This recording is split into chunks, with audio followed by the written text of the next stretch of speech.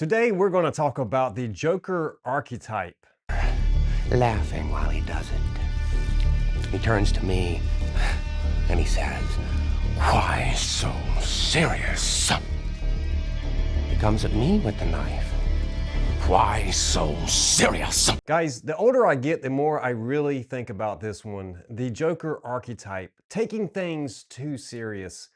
Do you think that it has anything to do with society today? We're going to dive into this. We're going to uncover a few things, and definitely, I think we should never take things too serious. Now, you might notice behind me on the screen, there is a 3D print in progress. And guys, you can check out my website, hipnowaves.com, for our 3D prints. And we are adding new ones weekly, and it is going to be constantly growing.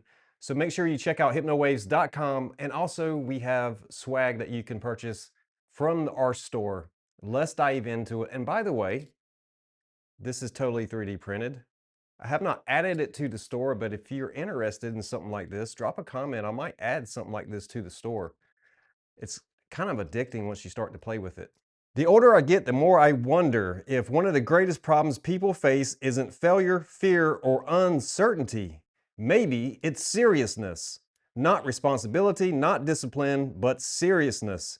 You know the kind that forgets how to laugh. Now, guys, before the camera cut on, I was thinking about another topic, and that was people who feel like everyone's laughing at them. So there is an interesting paradigm between the Joker archetype, the trickster or the fool, so to speak. I also learned that in the old days when kingdoms were actually like a real thing, right? That the jokester was always the one that could get away with telling the truth, and people would laugh because it sounded so absurd that no one believed it. Yet if someone of a business or serious nature were caught saying the same thing, it would certainly spell trouble for them. So it is very interesting, but also I learned that people who are generally very happy in nature often have to learn how to hide that happiness. My oldest daughter, I love her. She's very sweet. She is a very happy child. She can be happy by herself. She can be happy with other people, but she's like so happy. There's nowhere for that energy to go.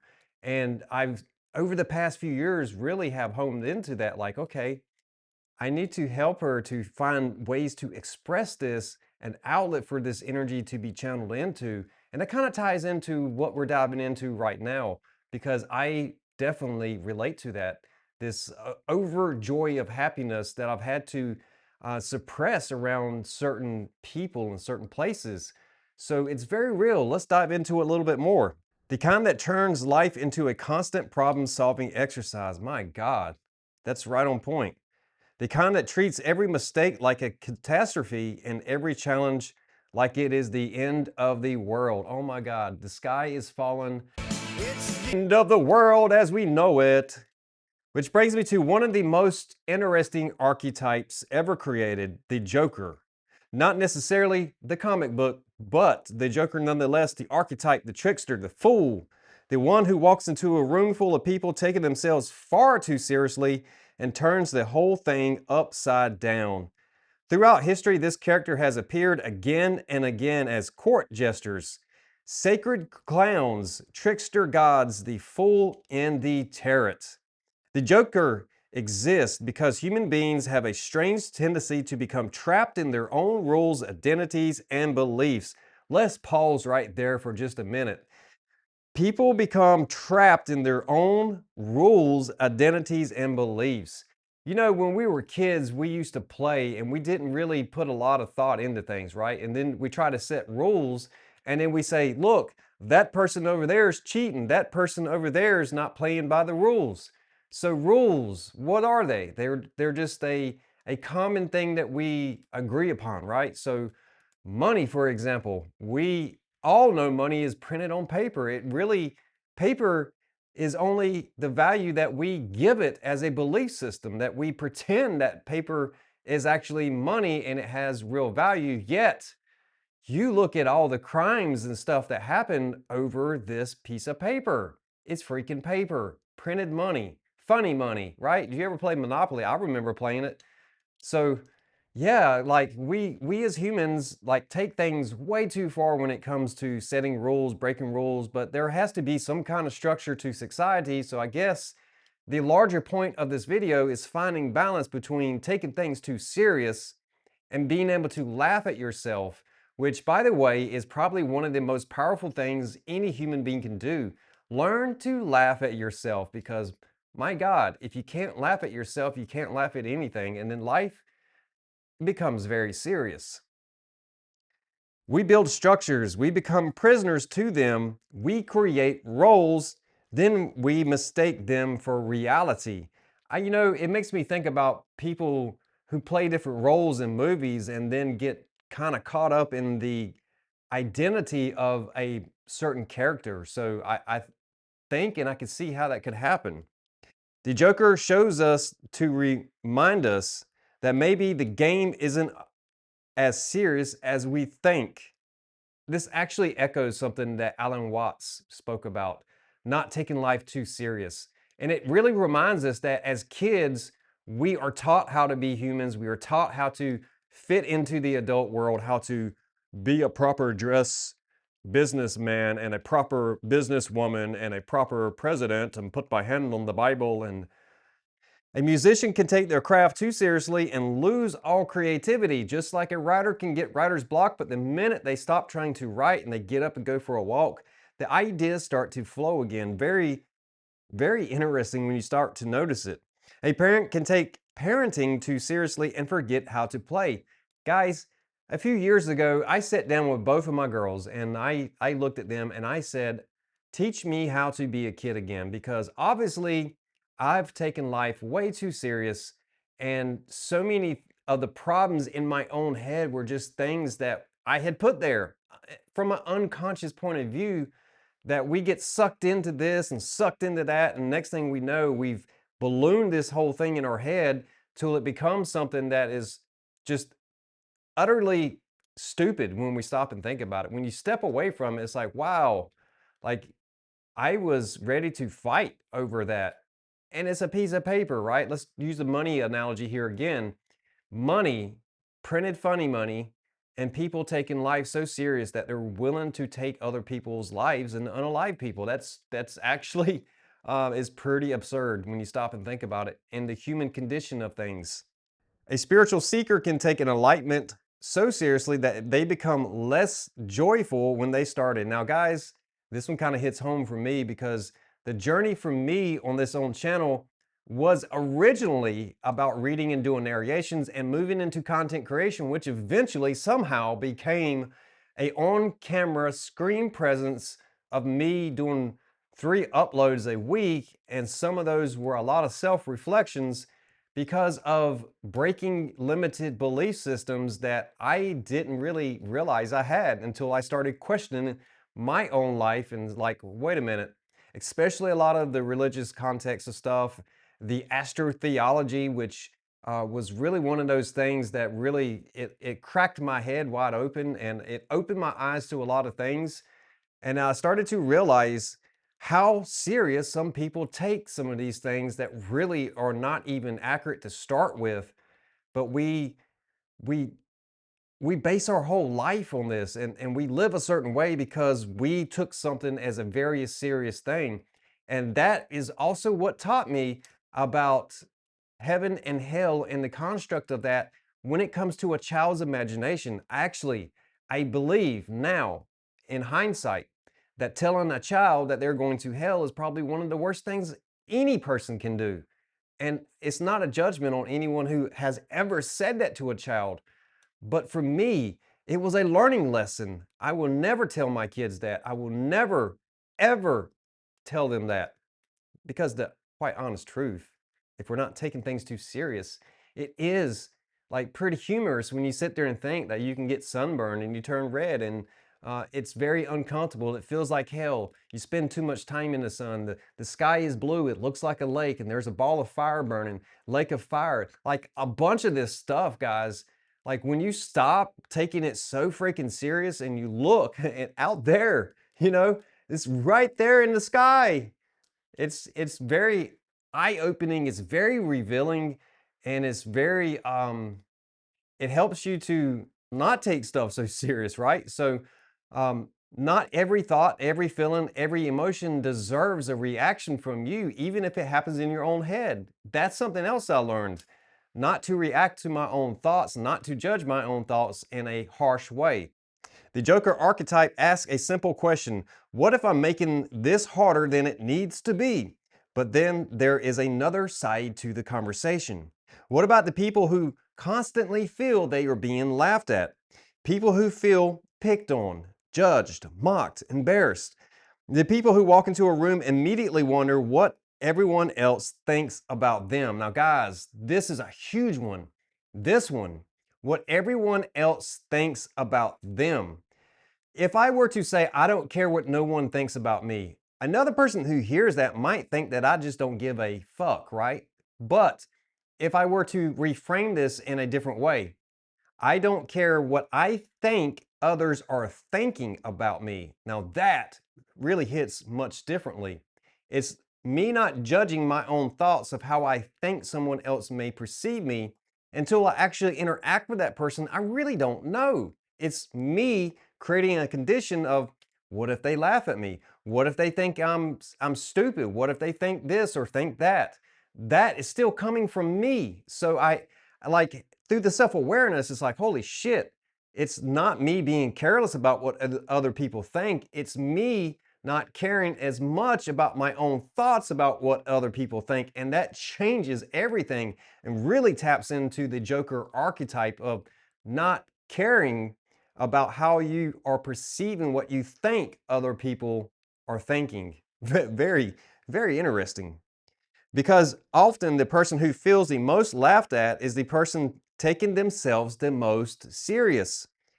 Bingo, it's right there. I think that is spot on. What do you think, guys? Drop a comment below and tell me what you think about that. Does it make sense to you in that way of framing things?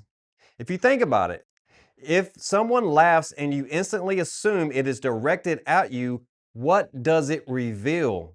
It reveals that your attention is centered on yourself, your image, your identity, your reputation, and your story. The mind becomes hypervigilant, constantly scanning for threats to the character it has created. Let me read that last part again. Constantly scanning for threats to the character it has created.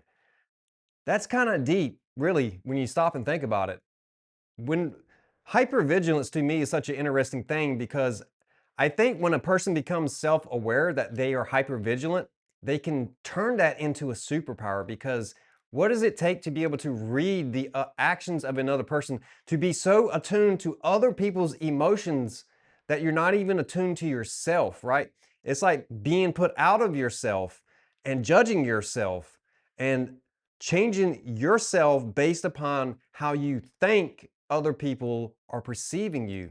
The hypervigilance, actually, when you look into where it comes from, there is a lot of evidence that that can come from childhood. Now, you can go through things in life later as an adult, an event or something that makes you really like check your surroundings and be like a little bit on the edge of paranoia, but it absolutely can happen. So yes, um, hypervigilance is a real thing, but it is also something that if you attune it, you can become very, very, um, it can be a superpower. The aspects of always feeling like someone's talking about you, this is very, this kind of hits home for me, because I learned that sometimes if I'm talking about something that I've gone through personally, let's say one of my friends on Facebook, for example, has gone through something very similar, and I'm talking in general terms. But if that person is taking something too serious, they may think that I'm talking about them, when in all actuality, there are a lot of people who have gone through something similar. So that was something that, through the awareness of things, is like, holy shit, I'm not really talking about you. I'm just talking about a situation I've been through in my own life. But I also recognize other people have gone through a very similar situation. But no, I'm not talking about you. I think that you're reading into it way too much. But that really speaks to what this is talking about, taking life too serious and becoming too hypervigilant and always scanning for threats when none exist. So this really speaks to different conditions of the mind and the mentality, mindsets, and how our emotions and dynamics are set up internally. Very, very interesting when you stop and think about it. The mind becomes hyper vigilant. The irony is, most people are far too busy worrying about themselves to spend much time thinking about us. Yet the serious mind often imagines an audience where none exist. It creates critics that aren't even there. It creates judgments that never happened. It creates rejection before rejection ever arrives. The Joker archetype seems to challenge this tendency, not by asking us to become careless, but by asking us to loosen our grip on our self image, to stop treating every awkward moment like a permanent scar, to stop treating every mistake like a public execution, to stop assuming that every laugh in the room is somehow about us. Because sometimes the greatest freedom comes when we realize we are not the center of everyone else's story. And when we stop trying so hard to protect the character we've created, something unexpected happens.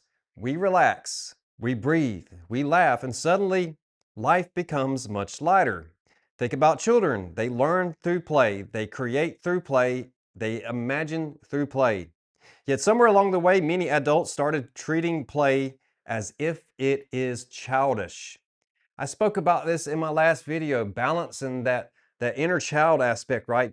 Being able to love, play, create, imagine like a child, but not be too childish, right? Like I personally have experienced this a lot in my own life where it seemed like I had to mask myself in many ways because I do like to be silly. I love to have fun. I love to be playful. But there was a long stretch in my life where life just wasn't fun for me because it had become so serious and I was so locked into certain responsibilities and things that I needed to take care of that life just was not enjoyable for me. And the last couple of years, learning how to be a child again with my own children and teaching them how to be more of an adult while not making it so serious that they feel like they don't want to grow up.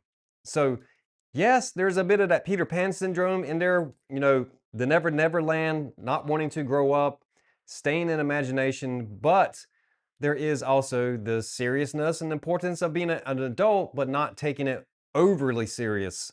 Make sure to laugh at yourself from time to time and make sure that you laugh with others and not feel like others are laughing at you because a lot of times it really is in our own heads. And I will give you an example as I close this video. Years ago, it's probably been 15, 20 years ago, me and my brother had gone to a local Bojangles and we were laughing and carrying on as we walked into the door. Now, if anyone has been to Bojangles, they know that you go in one side, there's a line that kind of wraps around up to the counter. As soon as we walked in, the line was already a couple people deep. We get in there and we're laughing and joking, and this woman turns around and asks why I was laughing at her. And it was totally off-putting because we hadn't even paid no mind to her. We were in the middle of a conversation and laughing, but she obviously felt like we were laughing at her. And it became a very awkward moment, but very real and fitting for today's video. Guys, I hope you enjoy your weekend. It is Friday, and this 3D print is actually a dolphin.